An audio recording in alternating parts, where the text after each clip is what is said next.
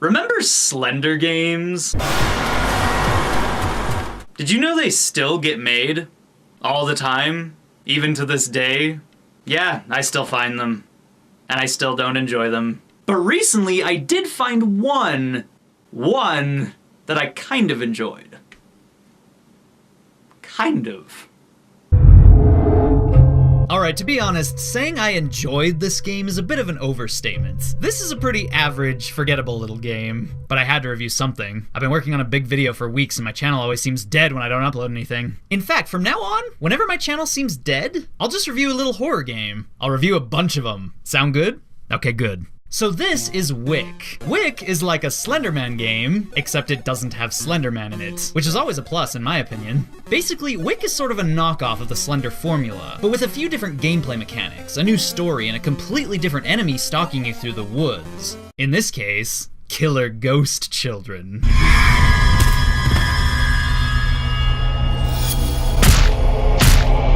That beat the shit out of you. Yeah, that's more than Slenderman ever did. Honestly, I've never really found spooky children that scary in horror games, but anything that knocks you down when it catches you and starts repeatedly socking you in the face is more interesting than Slenderman any day in my book. What was that? Someone's out there. Can we go back now? Quiet. Please?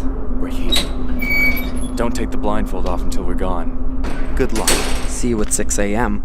So in the intro of the game, we hear a group of teenagers talking who are apparently about to go into the woods and play a game they call WICK, where one person holds a candle blindfolded and walks through a forest believed to be haunted by ghosts. Also, the voice acting. Leave her alone. You've done enough damage for one night.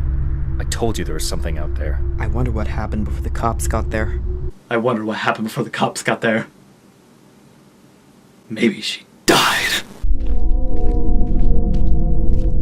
The gameplay of WICK is pretty basic. You walk around the woods, you collect things, you avoid creepy children, and you wait for the sun to come up. Pretty much the Five Nights at Freddy's survive until 6 a.m. thing, but mixed with Slender gameplay and given a few unique mechanics of its own. The most notable thing being the candles. All around the forest, there are candles sitting on the ground, and you can light them with matches, which you only have a very limited number of each night. The candles go out fast, but you always need to be burning them, or the children will appear twice as often.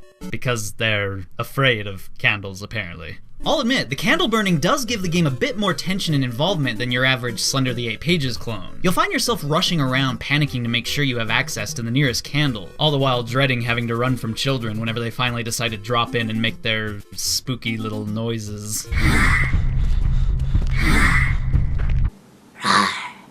Now, you'd imagine the ghost children would get old fast, and they do. But here's the thing that I actually think is kinda cool about this game. Every night, the children change. Yeah, in pretty much every level, a new child is introduced. First, the masked kid that wants to punch you in the face. Second, a floating pajama-wearing girl that screams on the top of her lungs when she runs into you. And finally, on the third level, the scariest kid comes about. A freaky, fast-moving, crooked-faced boy that twitches and makes weird croaking monster noises while shifting through the air.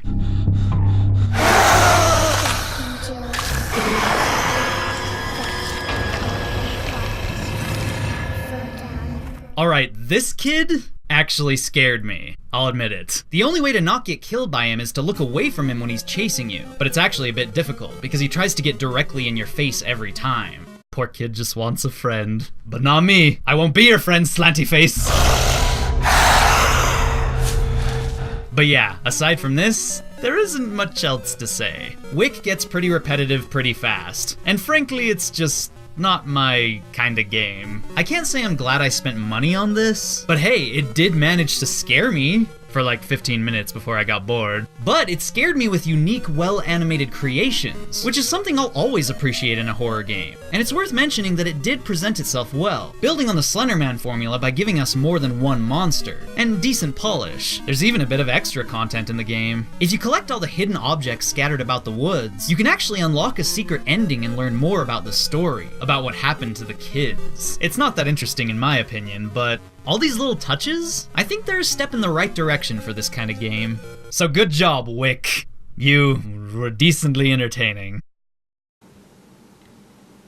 Should have brought an electric candle.